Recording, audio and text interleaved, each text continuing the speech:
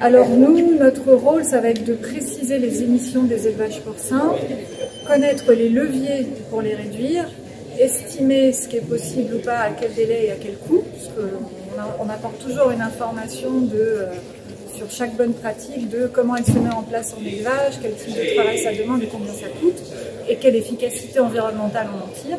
Donc ça va être tout notre travail.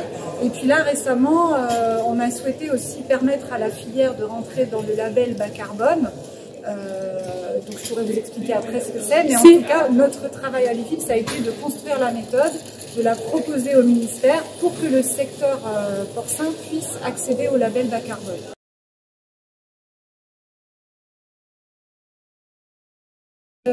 C'est une initiative du ministère de l'Environnement en France et son objectif c'est de promouvoir ou d'accélérer une réduction des émissions carbonées.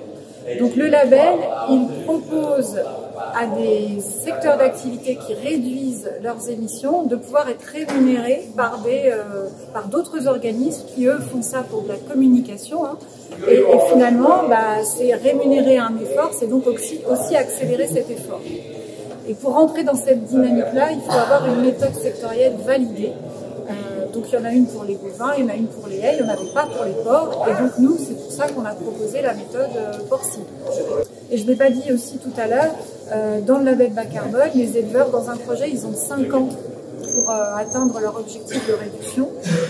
Et si jamais ils mettent en place la bonne pratique la première année et qu'elle réduit de 50 tonnes de CO2, et ce qui va leur être rémunéré, c'est ces 50 tonnes x 5. Et si jamais ils mettent la bonne pratique au bout de 3 ans, ça va être 50 tonnes x 3. Voilà, donc ça fonctionnera comme ça. Et qu'est-ce qu'il se passe avec les éleveurs qui ont mis déjà en place Alors hélas, rien. Alors rien, sauf s'ils ont encore des marges de progrès, mais c'est vrai que ça peut paraître un peu injuste, au sens où ce label, il part de la situation zéro. D'accord. Donc si l'éleveur est déjà très bon et qu'il a fait énormément de choses pour le climat, ce sera son point de départ. Donc ce sera uniquement ce qu'il va pouvoir faire en plus qui pourra être pris en compte.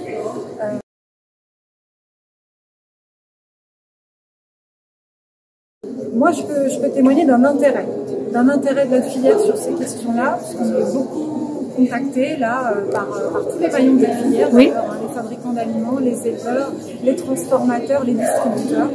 Donc il y a un intérêt, il y a une écoute et il y a une projection aussi des différents acteurs sur comment on pourrait faire mieux.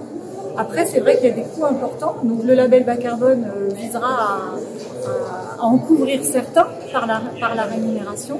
Il y en a d'autres qui ne seront pas couverts et ça, finalement, on pourra dépasser ce problème-là, soit en vendant les produits plus chers, par des cahiers des charges qui attesteront qu'il y a moins de carbone, ou par des aides. Mais c'est vrai que, surtout dans le contexte économique actuel, il n'y a pas beaucoup de place pour des dépenses supplémentaires. Oui, c'est ça.